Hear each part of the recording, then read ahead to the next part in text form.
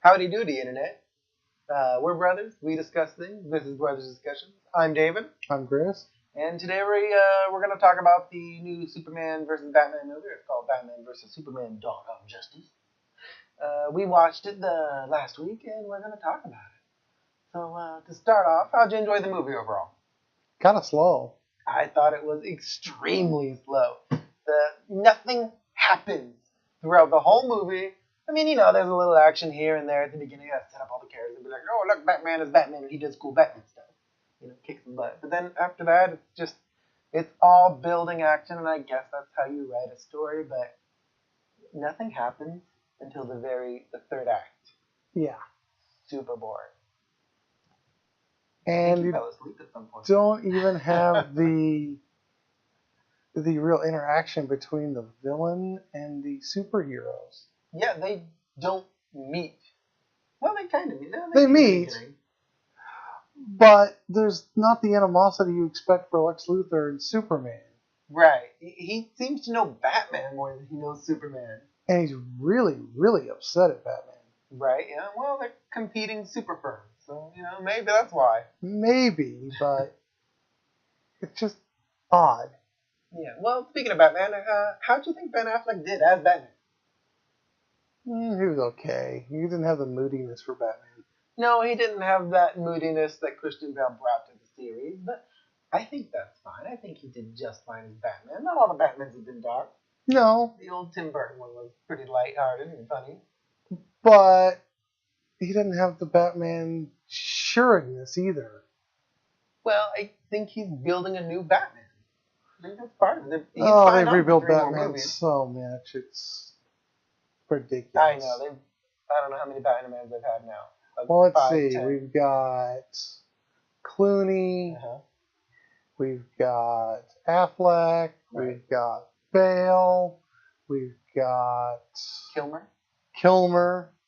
Adam West, if you want to count the TV series, and maybe another whole one there. Well, we're just talking about movies. Oh, okay. And then there's the original. I forgot who played the original. Michael Keaton. Keaton, there you go. There's 5. 5 Batman. And since 88? Is that the first one? Something in that neighborhood. Yeah. That's a lot of Batman. Yeah. So 5 different Batman, and they switch, and they finally have Ben Affleck. He's going to do a 3-movie series. Yay. That could be fun, and maybe, since this is just his beginning one, they're going to build a new character type there, and it might work out better. But I don't think this was the kind of movie to introduce these characters. No, I was expecting more of a history, interact, right? Just SmackDown movie. Yeah, how Batman and Superman need to meet and beat each other up. But in my opinion, that didn't even last long enough. No, that was like 20 minutes. If you maybe that, them actually fighting each other was not long enough, and every time we can't talk too much about it. Don't want to spoil it all for you, right? Which we already did. So, by the way, there's spoilers. By the way, spoilers. So I guess, what was your best moment in the movie? What did you like the most? Probably Wonder Woman showed up. When she appeared on screen? Yeah. In the costume? Yep. Yeah, it was pretty good. Pretty epic. I pretty much liked almost any scene that featured Lex Luthor. He's my favorite character right now. He's awesome. Yeah. Jesse Eisenberg, he nailed it. I mean, he's a different kind of Luthor than I think I've seen. Kind of like Kevin Spacey, how he did it. Maybe. But a lot more crazy. And I love that. I don't know. I could see him playing Joker much better. That's what I was going to say. He's like a Kevin Spacey / Heath Ledger Joker there. Yeah. That works. He's got the Joker hairstyle going.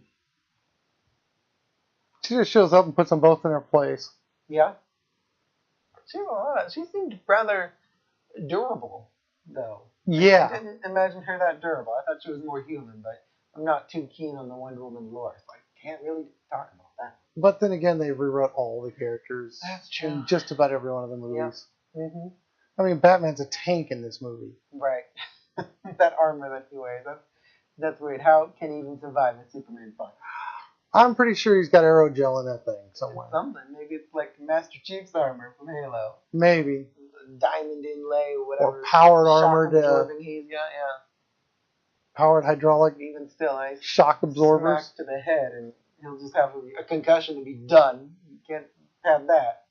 So what do you think was the worst moment in the movie? the character building. I liked the character building. I think that was part of the best movie. They did good on building up the character motivations. Yes. Right. But the general trying to give the backstory of the characters just kind of drug it out. It drug out the movie, yeah.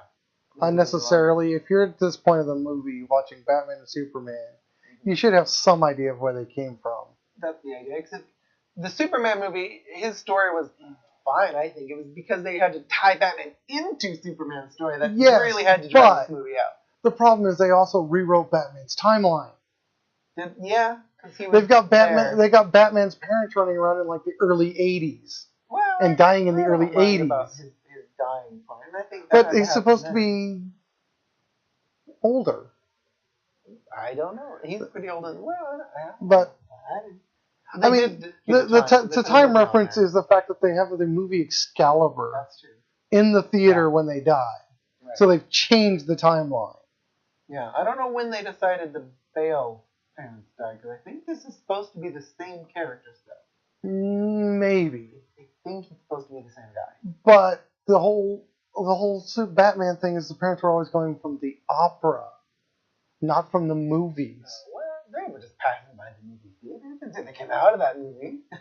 It looked like they came out of the movie theater to me. I know, it looks like they did. I'm making a stretch here. Anything else on Batman v Superman? No, you good? Yeah, I think I've had just about everything we can talk about. So like I said, it was kind of a slow movie. The best character in there was Lex Luthor. Any scene that he's in is just the best. And there you go. The movie, it ended good. I liked the ending. It was fine. It sets it up for the next ones and all that. Hopefully they'll be better. They throw in some huge Justice League teasers there.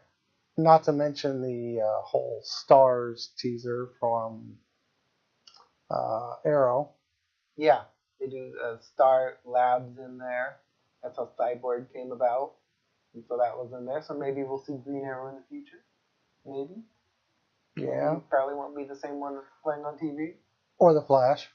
Well, it's not the same Flash. We know that. We saw him. Did we? Yeah, he was in the convenience store. Oh, yeah. We saw him. So we've seen the Flash already. We already know who plays him. We know Jason Momoa's Aquaman. He's already talked about that. Which had a brief 14-second appearance in this movie. Is he getting a standalone movie? I believe so. Movie, I think, yeah. But he got like a 14-second cameo in this one where he saves Lois from a problem. Yeah. That was cool. So now, related to a superhero movie, we're gonna, what kind of superpowers would you like to have if you could have a superpower? Just one.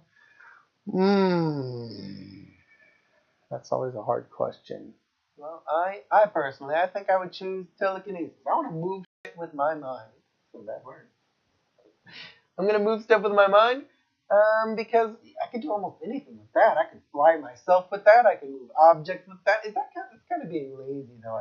I was going to say, it goes right along with your wannabe Jedi powers. Yeah, well, it's like Jedi powers. I can move faster with that by, minding myself faster. I'll just fly somewhere. That's what I'd do with telekinesis. I'm just going to fly.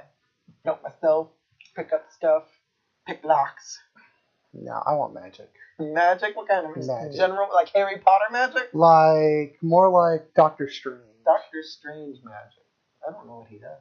It's kooky. Okay. Well. It's like Merlin on crack. All right. So it's kind of just general purpose magic. It kind of beats mine. It makes Harry Potter look like a frog. Because with that magic, I'm assuming there's some telekinesis up in there, probably. Oh, there's telekinesis, there's interdimensional stuff, there's interplanar stuff. That's where stuff goes There's summonings, there's all kinds of stuff going on. Oh, yeah, that's a problem. Think Evil Dead gone awry. Yeah, well, what would you do with your powers? Are you going to be good or evil? Probably straight neutral. You're going to be neutral, so you're just going to do whatever the hell you feel like. Pretty much.